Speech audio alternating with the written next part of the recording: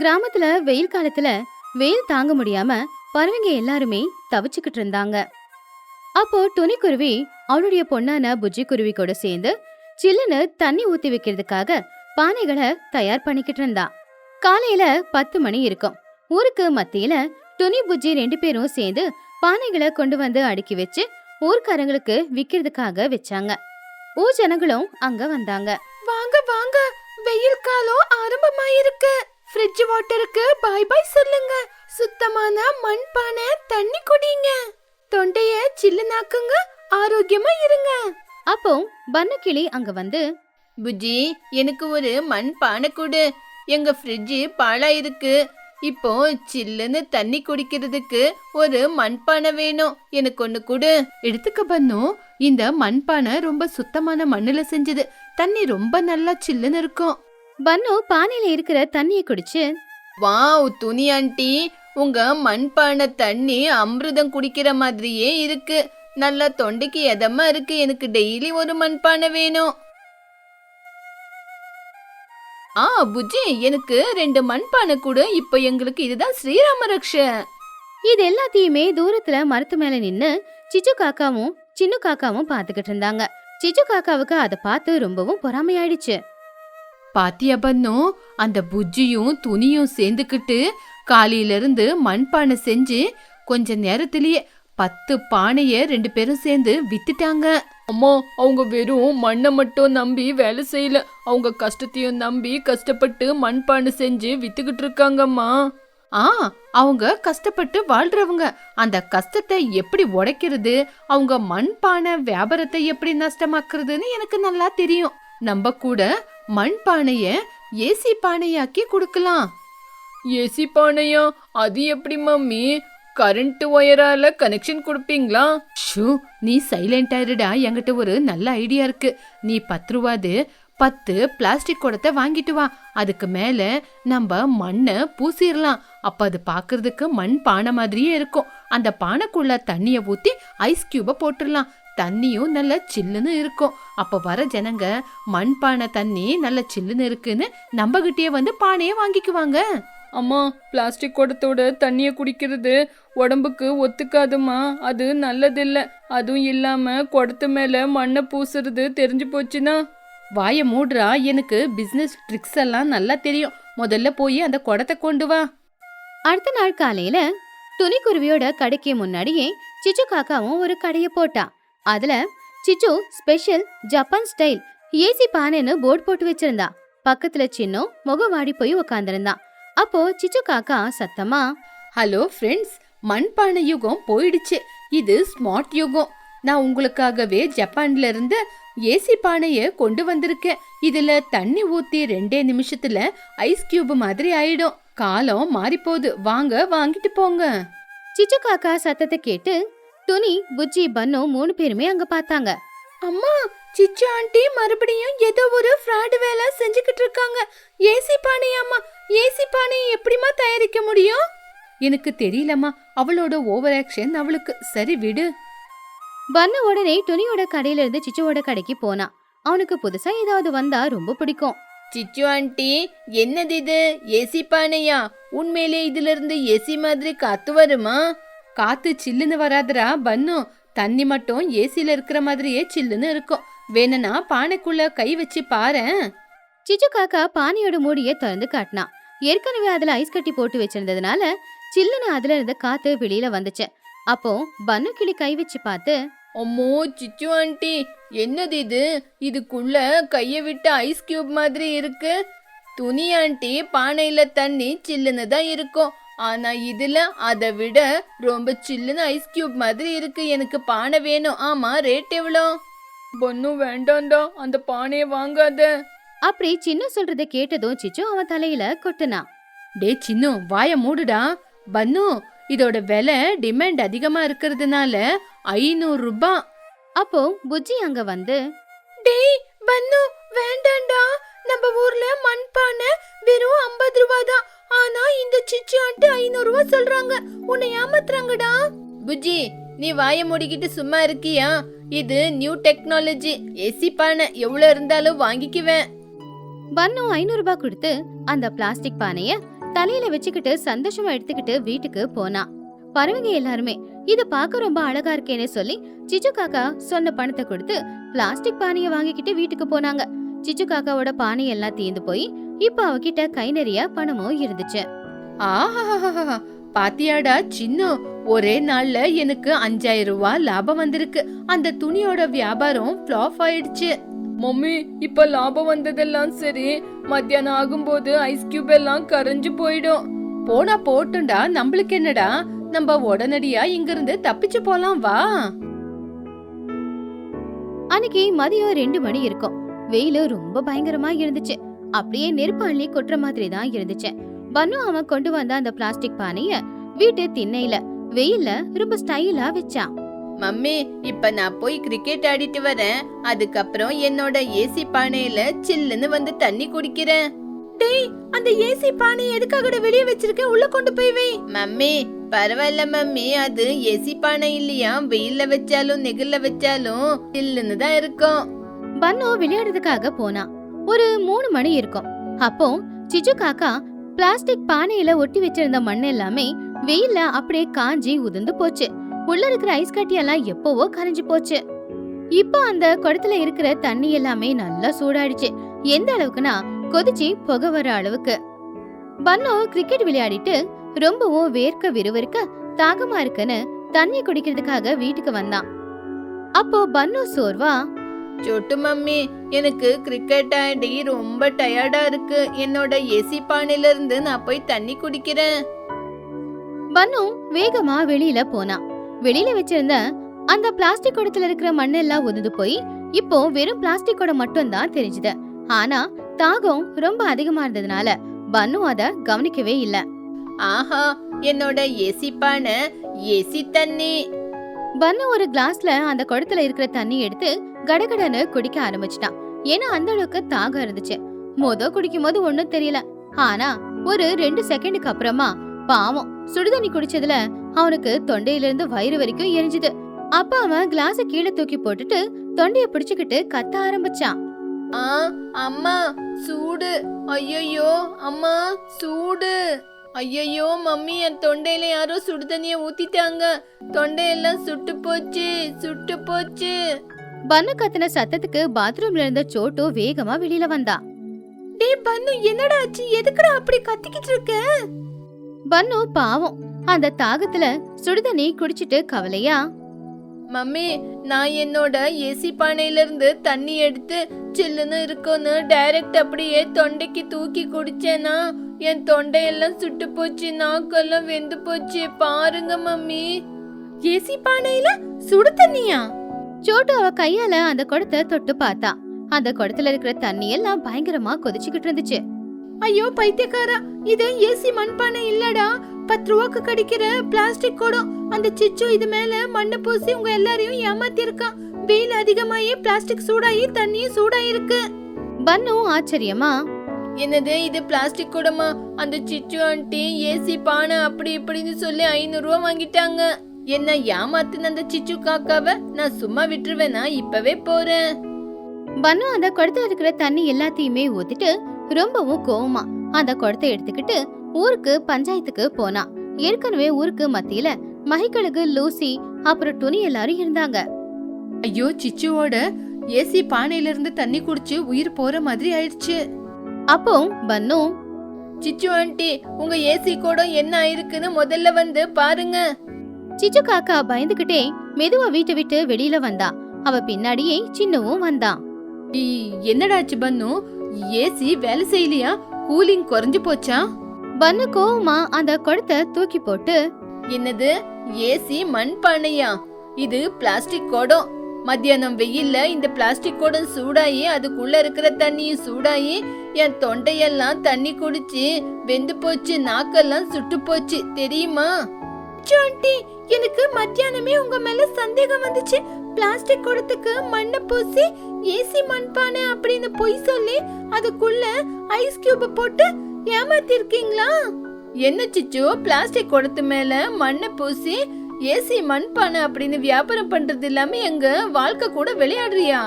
அப்போ சிச்சு அதை கேட்டு சமாளிச்சு, அது பன்னு, அது நியூ டெக்னாலஜி கொடண்டா. காலையில உங்களுக்கு தேவையான சில்லுன்னு தண்ணி குடுக்கும்.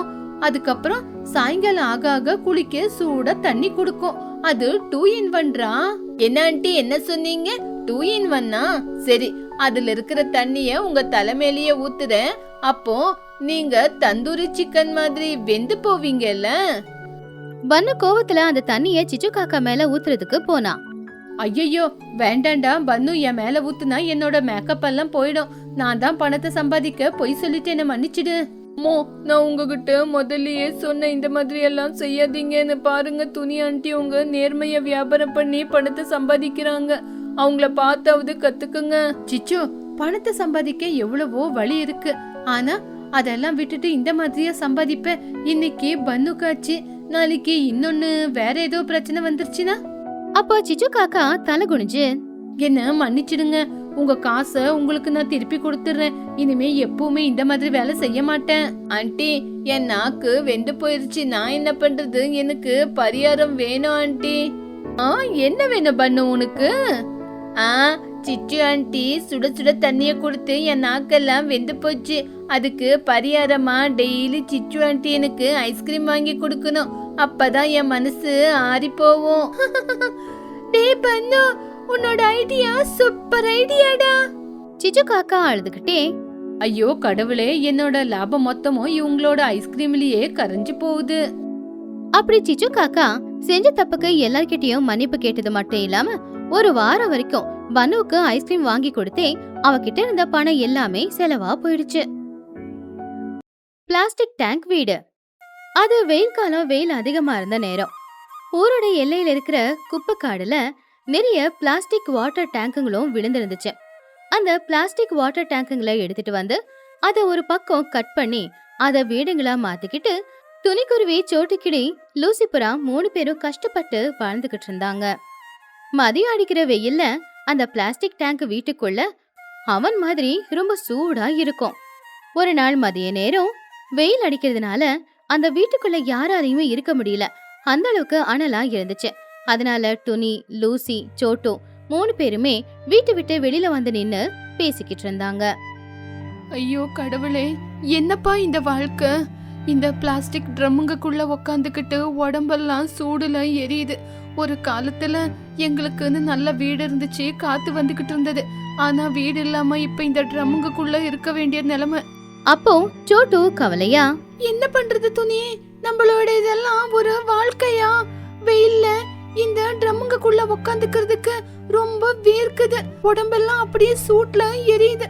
அதே நைட்டு நேரத்துல இந்த ட்ரம்முக்குள்ள உக்காந்துக்கிட்டா பனி ஊத்துறதுல ரொம்ப குளிர் எடுக்குது. என்ன கர்மம் வாழ்க்கையோ.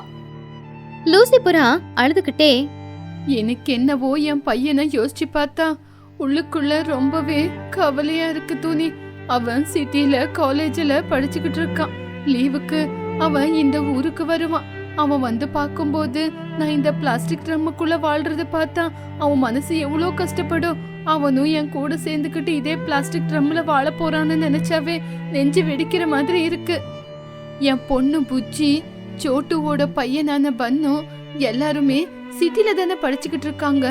அவங்களுக்கு கூட இந்த விஷயம் தெரிஞ்சா அவ்வளவுதான். இந்த மகி நம்மள இப்படி ஏமாத்துவான்னு நினைக்கலையே. அந்த ராட்சசி நம்ம வாழ்க்கைய சர்வ நாசனமாக்கிட்டான். அந்த மகி நம்மள மோசமாக்கி நம்ம வீட்டை அவளே எடுத்துக்கிட்டு நம்மள தெருவுல விட்டுட்டா. இந்த அநியாயத்தை நம்ம யாருகிட்ட சொல்றது? நம்மளுக்கு ஒரு நல்ல வாழ்க்கை எப்ப கிடைக்கும்னு ஒண்ணுமே தெரியல.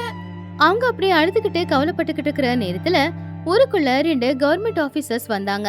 அவங்க வேற யாரும் இல்ல, மகிக்கழகு கிட்ட அசிஸ்டண்டா வேலை பாக்குற குஹோவாத்தோம். கவர்மெண்டோட சார்புல ஊர்ல இருக்கிற ஏழைங்களுக்கு கொடுத்த வீடு இப்ப அவங்க கிட்டதான் இருக்கா, சரியா அவங்க கிட்ட போய் சேர்ந்துச்சா அப்படின்னு செக் பண்றதுக்காக தான் அவங்க வந்தாங்க. அப்படி அவங்க ஊரெல்லாம் சுத்தி கடைசியில ஊர் எல்லையில இருக்கிற குப்பை கிடங்கு கிட்ட வந்தாங்க. அப்போ குஹு அங்க பார்த்து, மகி, இந்த ஊருக்கு கவர்மெண்ட்ல இருந்து எல்லாருக்கும் ஃப்ரீயா அபார்ட்மெண்ட்டை கட்டி கொடுத்திருக்காங்க. அதனால இந்த ஊர்ல கஷ்டப்படுற ஏழைங்க அப்படின்னு யாருமே இல்லைன்னு நினைக்கிறேன். அப்படிதானே? மகிக்கழகு எல்லா பக்கத்துலயும் பார்த்து, இல்ல குஹு, எனக்கு ஏனோ இந்த ஊர் தலைவரான சிச்சு மேல கொஞ்சம் சந்தேகமா இருக்கு. ஏழைங்க பேர்ல வீட்டை சிச்சுவை எடுத்துக்கிட்ட மாதிரி எனக்கு ஒரு சின்ன நியூஸ். ஏழைங்களுக்கெல்லாம் வீடு போய் சேர்ந்த மாதிரி எனக்கு எதுவும் தெரியல. நம்ம தான் கொஞ்சம் பார்க்கணும்.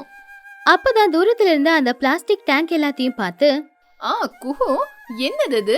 அவ்வளோ தூரத்துல 2-3 வாட்டர் டேங்குங்க இருக்கு. எதிரில் வேற ஏதோ வாசப்படி மாதிரி கட் பண்ணிருக்காங்க. அதுக்குள்ள இருந்து யாரோ வராங்க. எனக்கு ஏதோ சந்தேகமா இருக்கே. குஹு ஆச்சரியமா, ஐயோ கடவுளே, ஐயோ மேடம், அந்த டேங்குக்குள்ள பறவைங்க இருக்கு. அந்த சின்டெக்ஸ் ஏன் வீட்டு மாதிரி மாத்திக்கிட்டு அதுக்குள்ளேயே வாழ்க்கைய நடத்திக்கிட்டு இருக்காங்க. ஐயோ, அந்த சின்டெக்ஸ்ல எப்படி வாழ்றாங்க? வாங்க போய் பார்க்கலாம். அப்படி மஹிகழுகு குஹுவாத்து 2 பேரும் நேரா டுனி, சோட்டு, லூசிய சந்திக்கிறதுக்காக போனாங்க. ஆபீசர்ஸ பார்த்த உடனேயே அவங்க 3 பேருமே பயத்துல நடுங்க ஆரம்பிச்சாங்க. ஆனா மஹி அவங்கள பார்த்து கவலையா, வணக்கங்கம்மா, நான் கவர்மெண்ட் ஆபீஸ்ல இருந்து கவர்மெண்ட் அதிகாரியா வந்திருக்கேன். இன்ஸ்பெக்ஷனுக்காக வந்திருக்கேன். ஆமா, கவர்மெண்ட் உங்களுக்கு எல்லாம் வீடு கட்டி கொடுத்திருக்கேன். எதுக்காக நீங்க இந்த சின்டெக்ஸ்ல வாழ்ந்துகிட்டு இருக்கீங்க? எனக்கு விஷயத்த சொல்லுங்க. அப்போ டுனி கையெடுத்து கும்பிட்டு அழுதுகிட்டே, மேடம், வீடு இல்லையான்னு கேக்குறீங்களா? ஒரு காலத்துல எங்க எல்லாருக்கும் அழகான வீடு இருந்தது மேடம். ஒரு காலத்துல நாங்க எல்லாருமே நிம்மதியா வாழ்ந்துகிட்டு இருந்தோம். ஆனா ஒரு ஏமாத்துக்காரி எங்களை ஏமாத்திட்டா. எங்களுக்கு இப்ப இருக்கிறது இந்த பிளாஸ்டிக் ட்ரம் தான். எங்களை பெருசா ஏமாத்திட்டாங்க மேடம். குஹுவாத்து அதை கேட்டு ஷாக் ஆச்சு. என்னது, உங்களை ஏமாத்திட்டாங்களா? யாரு உங்களை ஏமாத்துனது? நீங்களே உங்க வீட்டுங்களை இழந்துட்டீங்களா? என்ன விஷயம்? என்ன நடந்தது? யாரு ஏமாத்துனான்னு விஷயத்தை எங்ககிட்ட சொல்லுங்க. நாங்க உங்களுக்கு நியாயத்தை கொடுக்க வைக்கிறோம். அப்போ சோட்டு கண்ணீரை தொடச்சுக்கிட்டு, சொல்றேன் மேடம், அந்த விஷயம் என்னன்னு தெளிவா சொல்றேன். ஒரு நாள் கவர்மெண்ட்ல இருந்து அபார்ட்மெண்ட்ட கட்டி கொடுக்கற மாதிரி ஒரு ஸ்கீம் வந்தது. ஆனா சிச்சு அப்படிங்கிற ஒருத்தி இந்த ஊர்ல இருக்கா. அவ எங்க எல்லாத்தையும் மோசம் பண்ணிட்டா. அது எப்படின்னு சொல்றேன். சிச்சு காக்கா சிரிச்சுக்கிட்டே, துனி, சோட்டு, லூசி, உங்க எல்லாருக்கும் ஒரு சந்தோஷமான விஷயத்த சொல்றதுக்காக வந்திருக்கேன். கவர்மெண்ட்ல இருந்து ஏழைங்களுக்கு அபார்ட்மெண்ட்ட கட்டி கொடுக்கறாங்களாம். ஆமா சிச்சு, ஆனா இந்த விஷயத்தை எங்களுக்கு எதுக்காக சொல்ற? எங்க கிட்ட தான் வீடு இருக்கே, எதுக்காக இப்போ எங்க கிட்ட சொல்ற? ஐயோ பைத்தியக்காரங்களா, அந்த கவர்மெண்ட் நீங்க இருக்கிற இடத்த அவங்களுக்கு விட்டு கொடுத்தீங்கன்னா இதே இடத்துல உங்களுக்கு புதுசா பெருசா அபார்ட்மெண்ட்ட கட்டி கொடுப்பாங்களாம். பாக்குறதுக்கும் அந்த வீடு ரொம்ப அழகா நல்லா இருக்கும். லூசி ஆச்சரியமா, 2 வீட கட்டி கொடுக்க போறாங்களா? எதுக்கு சிச்சு 2 வீடு? ஒரு வீடு உங்களுக்காக, இன்னொரு வீடு வாடகைக்கு நீங்க விடுறதுக்காக. அந்த வாடகை பணத்தை மாசம் மாசம் பட்டணத்துல படிச்சுக்கிட்டு இருக்கிற உங்க பசங்களுக்காக நீங்க செலவு செய்யறதுக்காக. நீங்க கொஞ்ச நாள்லயே பெரிய கோடீஸ்வரர் ஆயிடலாம். அப்போ சோட்டு, வாவ், எங்களுக்கு 2 பிளாட் கிடைக்க போதா? எங்க பசங்களோட வாழ்க்கை செட்டில் ஆக போதா? அப்பன்னு நாங்க இதுக்கு ஒத்துக்கிறோம். சரி சரி, அப்படின்னா எதுக்காக இன்னும் நேரத்தை வீணாக்குறீங்க? இந்த காகிதத்துல நீங்க எல்லாரும் சேர்ந்து கையெழுத்து போட்டு கொடுங்க. இந்த இடத்துல உங்களுக்கு பெரிய பெரிய அபார்ட்மெண்ட்ட கட்டி 2 அபார்ட்மெண்ட் கீ கொடுக்க வேண்டியது என்னோட கடமை.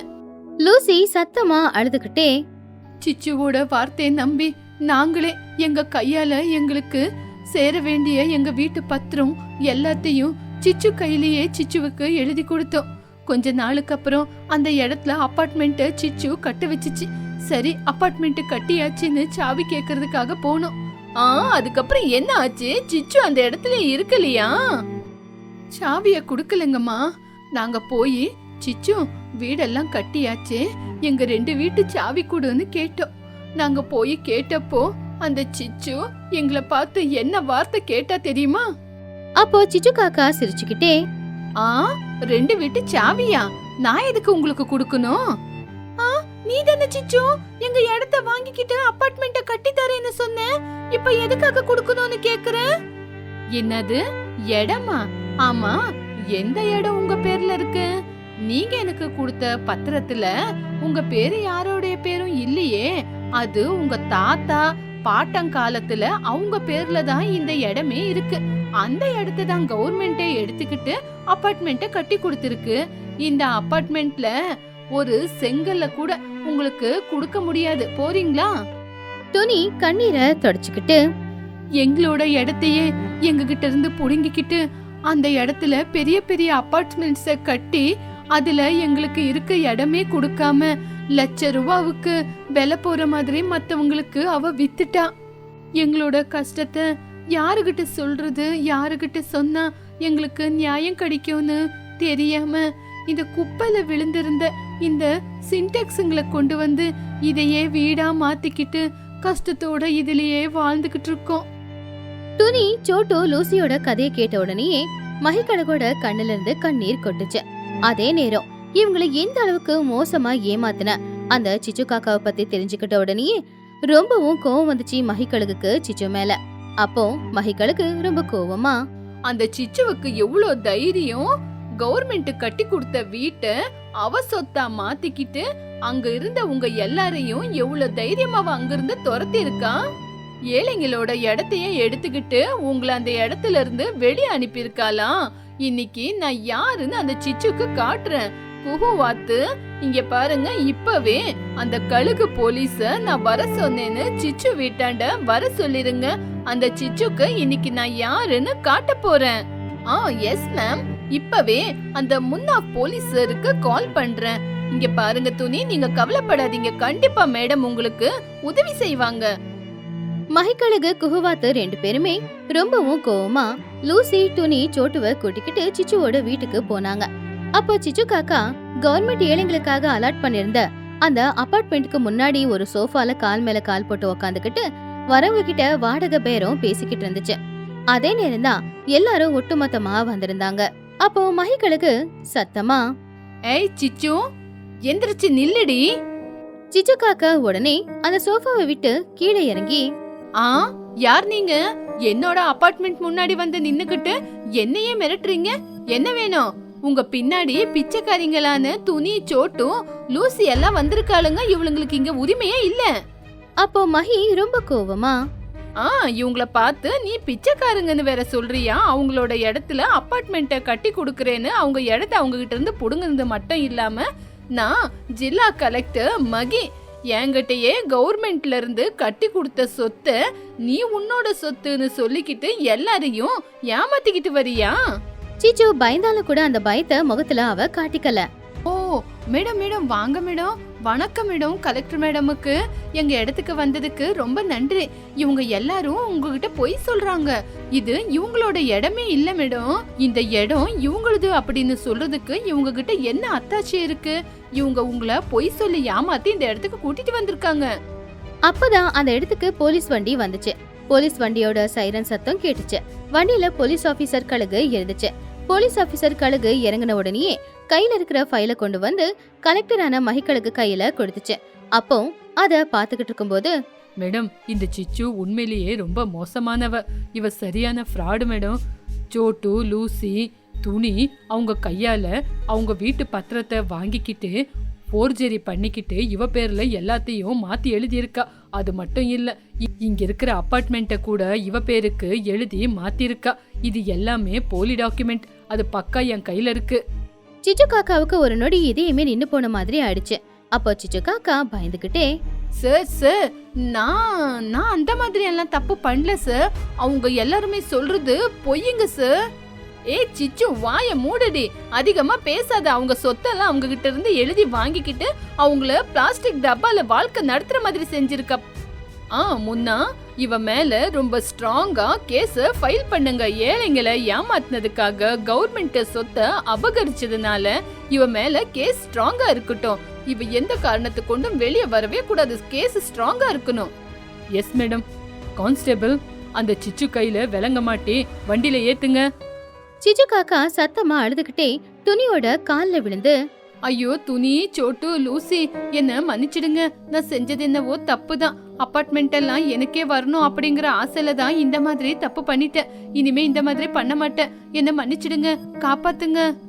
அப்போ துணி குருவி கோவமா, ஏ சிச்சு, மன்னிச்சிடுன்னு கேக்குறியே, மன்னிப்பு கேக்குறதுக்கு உனக்கு வெக்கமா இல்ல? எவ்வளோ ராத்திரி மழையில வெயிலுன்னு கூட இல்லாம அந்த சின்டெக்ஸுக்குள்ள எவ்வளவு கஷ்டப்பட்டுக்கிட்டு வாழ்க்கையை நடத்திருக்கோம் தெரியுமா? இந்த விஷயம் எங்க பசங்களுக்கு தெரியக்கூடாதுன்னு எவ்வளோ வேதனையில இருந்திருக்கோம். ஏய் ஏமாத்துக்காரி, உன்னோட அழுகையெல்லாம் போலீஸ் ஸ்டேஷன்ல வச்சுக்கோ. போலீஸ் அதிகாரிங்க சிச்சுவை அரெஸ்ட் பண்ணி அங்கிருந்து ஸ்டேஷனுக்கு கூட்டிக்கிட்டு போயிட்டாங்க. சிச்சு அங்கிருந்து போனதுக்கு அப்புறமா மகிக்கழகு கையில 3 பிளாட்டோட கீயை எடுத்துக்கிட்டு சந்தோஷமா லூசி துணி சோட்டு கிட்ட வந்துச்சு. சோட்டு, லூசி, துணி, நீங்க யாருமே கவலைப்படாதீங்க. உங்க இடத்துல இருக்கிற இந்த வீட்டை உங்களுக்கே கவர்மெண்ட் மூலியமா நான் இத உங்களுக்கு திருப்பி கொடுக்கறேன். நீங்க நினைச்ச மாதிரியே 2 வீட்டு சாவிய உங்களுக்கு கொடுக்கறேன். ஒரு அபார்ட்மெண்ட்ல நீங்க இருங்க, இன்னொன்னு நீங்க நினைச்ச மாதிரியே வாடகை விட்டுக்கிட்டு அதுல வர காசுல உங்க பசங்களை படிக்க வைங்க. இனிமே அந்த பிளாஸ்டிக் வீட்டு பக்கம் போகாதீங்க. துணி ரொம்ப சந்தோஷமா கண்ணுல கண்ணீரோட கையெடுத்து கும்பிட்டு, கடவுள் மாதிரி வந்து எங்களை காப்பாத்திட்டீங்க கலெக்டர் அம்மா. நீங்க மட்டும் வரலனா எங்க வாழ்க்கை முழுக்க அந்த பிளாஸ்டிக் சின்டெக்ஸ்லயே வாழ்ந்திருப்போம். உங்களுக்கு ரொம்ப ரொம்ப நன்றி. ஆமா கலெக்டர் அம்மா, எங்க பசங்க சிட்டில இருந்து வரும்போது அந்த பிளாஸ்டிக் வீட்டுக்கு எப்படி கூட்டிட்டு போறதுன்னு நினைச்சோம். இப்ப சந்தோஷமா இந்த வீட்டுக்குள்ள கூட்டிக்குவோம். உங்களுக்கு ரொம்ப ரொம்ப நன்றி. எங்க உயிர் இருக்கிற வரைக்கும் நீங்க செஞ்ச உதவிய நாங்க எப்பவுமே மறக்க மாட்டோம். சந்தோஷமா இருங்க. இவ்வளவு நாளா அந்த பிளாஸ்டிக் வீட்ல நீங்க எல்லாரும் ரொம்ப கஷ்டப்பட்டு இருக்கீங்க. இன்னைக்கு சந்தோஷமா உங்க வீட்டுக்குள்ள காலடி எடுத்து வைங்க. துணி, சோட்டு, லூசி 3 பேருமே ரொம்பவும் சந்தோஷமா அவங்கவங்க பிளாட்குள்ள போனாங்க. அவங்களுக்கு நியாயம் கிடைச்சதுக்கும் அவங்க பிள்ளைங்களுக்கு நல்ல எதிர்காலம் கிடைச்சதுக்கும் அவங்க ரொம்பவும் சந்தோஷமா இது எல்லாத்துக்கும் காரணமான மகிக்கழகுக்கு நன்றி தெரிவிச்சாங்க. இத்தனை நாள் பிளாஸ்டிக் வீட்டுல அனல்ல கஷ்டப்பட்டு வாழ்ந்துகிட்டு இருக்கிறவங்களுக்கு இப்போ நல்ல வீடே கிடைச்சிருந்துச்சு. மகிக்கழகு மாதிரியே நேர்மையான ஆபீசர்ஸ் இருக்கிற வரைக்கும் சிச்சு காக்கா மாதிரி ஏமாத்துறவங்களுடைய ஆட்டம் எப்பவுமே செல்லுபடி ஆகாது.